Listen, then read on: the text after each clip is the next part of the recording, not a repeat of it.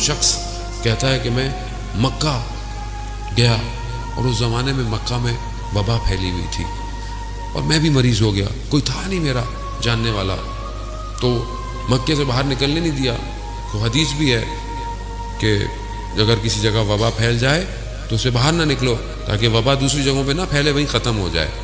تو کہا میں شدید مریض ہو گیا، میں نے توسل کیا امام سے کہ میری مدد کیجیے۔ تو کہا ایک جوان آ گیا اور اس نے مجھے غذا دی۔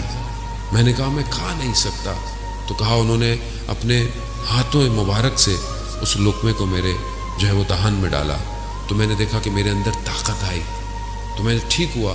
تو مجھے اس جوان نے کہا کہ یہاں سے چلے جاؤ۔ کہا کیسے جاؤں، پہرے لگے ہوئے ہیں، شہر سے باہر نہیں جا سکتا۔ کہا میں تمہیں لے کے چلتا ہوں۔ کہا مجھے اس جوان نے باہر نکال دیا، وہ کسی نے ہمیں دیکھا بھی نہیں۔ جب میں شہر سے باہر نکلا تو کہا آپ چلے جاؤ۔ تو میں نے پوچھا یہ کون ہے کہ مجھے ایک لقمے سے ٹھیک کر دیا، مجھے شہر سے باہر نکال دیا؟ تو کہا کہ جب تم اپنے شہر پہنچو گے جو تیسرا شخص تمہیں سلام کرے گا تو اس سے پوچھنا میں کون تھا۔ کہا میں پورے راستے میں اسی سوال کے ذہن میرے رہا۔ جب میں اپنے شہر پہنچا تو میں نے جو ہے وہ شہر کے دروازے پر پہلا شخص ملا، دوسرا شخص ملا، تیسرا شخص شہر کا نگہبان تھا جو رات کو شہر کی نگہبانی کرتا تھا۔ وہ آیا، وہ مجھے ملا، میں نے اسے سلام کیا۔ میرے ذہن میں کہا وہ اتنی بڑی کوئی ہستی تھی، یہ تو ایک عام سا نگہبان ہے، یہ کیا بتائے گا؟ کہا میں بھی سوچ رہا تھا۔ تو اس نے مجھے بتایا کہ وہ جو تمہیں شخص ملا وہ کوئی اور نہیں تھا، وہ وقت کا امام تھا۔ اللہم صلی علی محمد وآل محمد،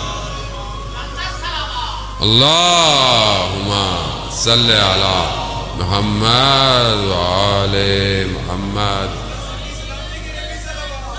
اللہم صلی علی محمد۔ عزیزان محترم، اب وہ شخص اس مقام پہ تھا۔ ظاہر میں نہ جائیں ہم لوگ بعض لوگوں کے کہ بعض شخص ظاہر میں کیسا ہوتا ہے۔ شخص اپنے باطن سے اپنے وقت کے امام کے قریب ہوتا ہے، چاہے وہ کوئی بھی شخص ہو۔ پھر اس شخص نے بتایا کہ میں نے تمہیں بتایا اس لیے ہے کیونکہ میرا تھوڑے عرصے بعد انتقال ہونے والا ہے۔ عزیزان محترم، ہر زمانے میں ایسے لوگ ہوتے ہیں جو امام کے قریب ہوتے ہیں، اور ہوتے وہ ہم ہی میں سے ہیں، ایکسٹرا لوگ نہیں ہوتے ہیں۔ کچھ لوگوں کا دائرہ ہے، کہیں 30 لوگ ہیں، کہیں 60 ہیں، کہیں 300 ہیں جو امام کے قریب ہیں، اور یہ عادی لوگ ہیں۔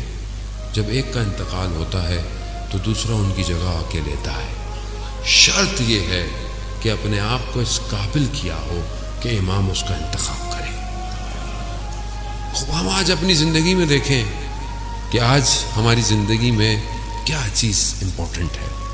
یہ دنیا امپورٹنٹ ہے یا پھر آخرت؟